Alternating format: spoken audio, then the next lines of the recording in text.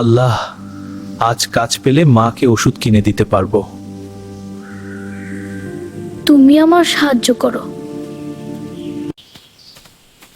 এত টাকা, এটা কি আমার জন্য পরীক্ষা, নাকি কারো হারানো সম্পদ?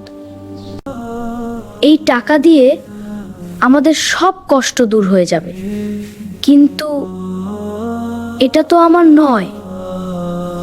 হে আল্লাহ, আমি গরিব হতে পারি, কিন্তু চোর হতে চাই না। আমার টাকার ব্যাগ হারিয়ে গেছে।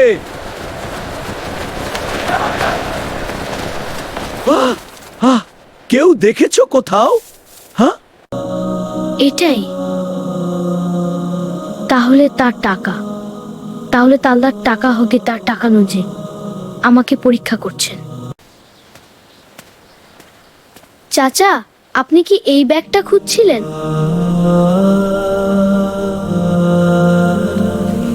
হ্যাঁ, এটা তো আমারই। তুমি এটা কোথায় পেলে?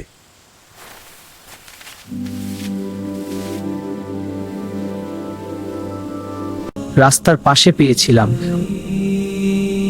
কিন্তু জানতাম এটা আমার নয়।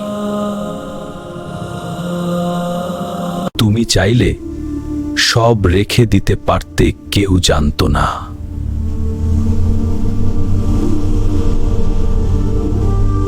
কিন্তু আল্লাহ তো জানতেন, আর সেটাই আমার জন্য যথেষ্ট।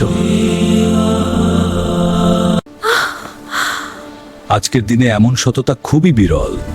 সত্যি বিবাহ। ইন্দিরা, বাবা, তোমার সততা আমাকে লজ্জা দিয়েছে।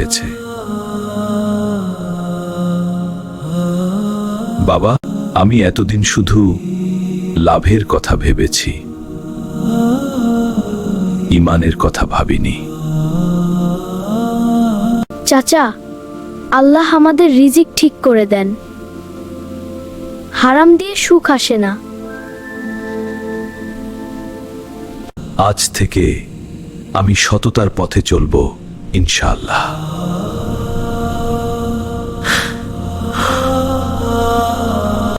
এটা তোমার সততার পুরস্কার নয়, এটা আমার কৃতজ্ঞতা। আলহামদুলিল্লাহ,